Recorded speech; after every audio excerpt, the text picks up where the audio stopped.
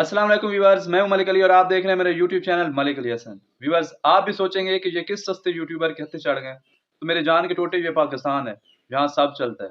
अगर यहाँ पे शुएब जाट स्पोर्ट्स जर्नलिस्ट बन सकता है तो मैं क्यों नहीं यूट्यूब खोल सकता। और वैसे भी मेरे अर्ली डेज हैं तो यार सपोर्ट करना है, भाई को आपकी सपोर्ट की ज़रूरत है।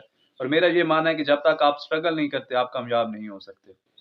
व्यूअर्स, आजकल पाकिस्तान में पाकिस्तान टीम के कैप्टन की बहुत बातें हो रही हैं। पाकिस्तान टीम का कैप्टन कौन होगा? कोई शान मसूद की बात कर रहा है, कोई शाहीन को कैप्टन बनाने की बात कर रहा है और यही कहा जा रहा है कि हो सकता है शाहीन को टी20 की कप्तानी दी जाए। और क्यों दी जाए? तो बताते ये हैं कि उन्होंने पीएसएल में बहुत बेहतरीन कप्तानी की थी। नो डाउट उन्होंने बहुत बेहतरीन कप्तानी की थी। उन्होंने अपनी कैप्टनसी स्किल से सबको हैरान किया था। लेकिन मेरे भाई मसला ये है कि ये जो लीग क्रिकेट होती है ना, इसमें जो प्लेयर परफॉर्म करता है उसका वो 40% नेशनल टीम में परफॉर्मेंस दे पाता है सिर्फ। उसकी वजह यह है कि उसके कांधों पे 22 करोड़ फैंस की उम्मीदें होती हैं। उस पर प्रेशर होता है जब वो सब टी शर्ट और पाकिस्तान का झंडा सीने पे सजाता है, और उस प्रेशर की वजह से उसकी परफॉर्मेंस में डिप आती है। मैं आपको बताऊं कि शहीन अफरीदी ने लाहौर कलंदर की तरफ से फाइनल में जो बारी खेली थी, क्या कभी वैसी बारी आपने इंटरनेशनल क्रिकेट में देखी है शहीन की तरफ से? नहीं, आप देखेंगे भी नहीं, क्योंकि इंटरनेशनल क्रिकेट बहुत मुश्किल है। और लीग क्रिकेट का सिर्फ ये फायदा है कि ये टैलेंट को आइडेंटिफाई करता है। लीग क्रिकेट से टैलेंट की खोज होती है, पता चलता है कि कौन टैलेंटेड है। लेकिन फिर उस रॉ टैलेंट को और उन टैलेंटेड प्लेयर्स को रगड़ा दिया जाता है फर्स्ट क्लास में। उस टैलेंट को पॉलिश किया जाता है, आप ए टूअर्स करवाते हैं। और तब वो जो टैलेंट होता है ना, जो आपको लीग के थ्रू मिला होता है, तब वो जाके इंटरनेशनल सतह पर जाके कम्पीट करने के काबिल बनता है। लेकिन पाकिस्तान में ऐसा नहीं है, पाकिस्तान में उल्टा है। ये जो लीग में बेहतर खेलता है आप उसे इंटरनेशनल टीम में ले आते हैं। यही कुछ हमने हारिस रूफ के साथ भी किया है कि वो टी20 का बेहतर बॉलर था, हमने उसे वनडे में खिला दिया। उस बेचारे की लाइन लेंथ पे बॉल ही नहीं गिर रही थी, उसे पता ही नहीं था कि एक लाइन लेंथ पर 6 बॉलें कैसे डाली जाती हैं। वो सिर्फ डेथ का बेहतरीन बॉलर है क्योंकि वो टी20 स्किल है उसके पास, वो वनडे स्किल नहीं है। उसने 7.5 की एवरेज से रन दिए हैं। अगर आप टी20 में देखेंगे तो बड़ी मुश्किल से ये 36 रन बनते हैं 4 ओवर्स में। लेकिन जब आप 10 ओवर्स में 7.5 के रन से देंगे तो आपके 90 रन बनेंगे। लेकिन ये बहुत बुनियादी फ़र्क है जो हम नहीं समझ सकते पाकिस्तानी। और यही काम हमने सैम अयूब के साथ भी किया था। सैम अयूब ने नो डाउट बहुत बेहतरीन परफॉर्मेंस दी थी पीएसएल में, लेकिन हम इंटरनेशनल में ले आए। वो तो शुक्र है कि छोटी टीम थी, और उसके खिलाफ भी, अफगानिस्तान के खिलाफ भी सैम अयूब परफॉर्म नहीं कर पाया था। और दूसरी बात, अगर शहीन की बात की जाए तो मुझे लगता है कि शहीन खुद कोई इंजरी कैरी कर रहे हैं, क्योंकि शहीन वो नज़र नहीं आ रहे थे इस वर्ल्ड कप में जो उनकी रेपुटेशन है। उन्होंने नई बॉल के साथ सिर्फ 3 विकेट लिए हैं इस वर्ल्ड कप में।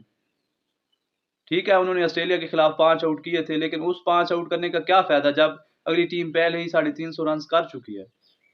नई बॉल से विकेट लेने का सबसे बड़ा फायदा यह है कि जिस टीम ने 350 रन बनाने हैं या 300 रन बनाने, आप उसको 200 रन पे रोक सकते हैं। लेकिन अगर आप नई गेंद के साथ नहीं लेंगे विकेट्स और स्टेज सेट हो चुका होगा, तो फिर जो भी टीम होगी वो आपको पेलेगी और वो 300 प्लस ही करेगी।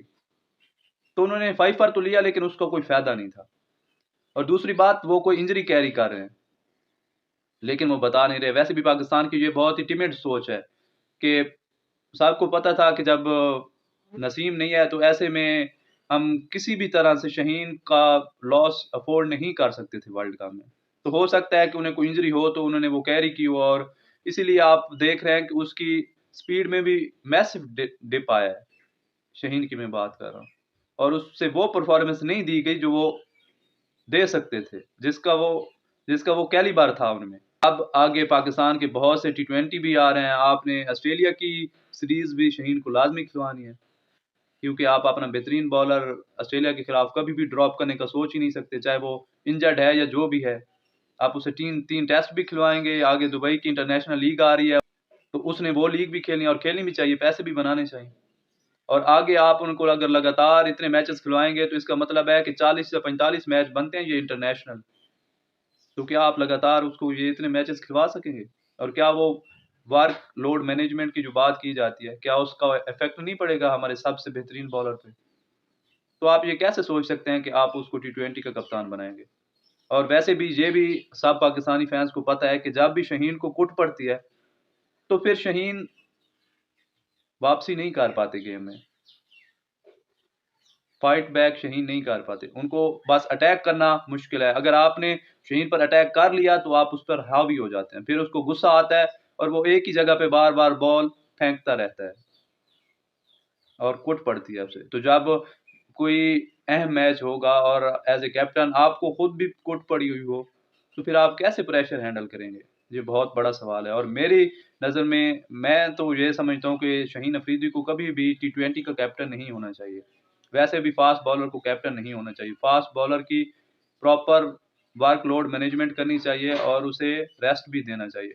जबकि अगर आप कैप्टन बनाएंगे तो आप ऐसा नहीं कर सकेंगे। मिलते हैं नेक्स्ट वीडियो में, तब तक के लिए अल्लाह हाफ़िज़।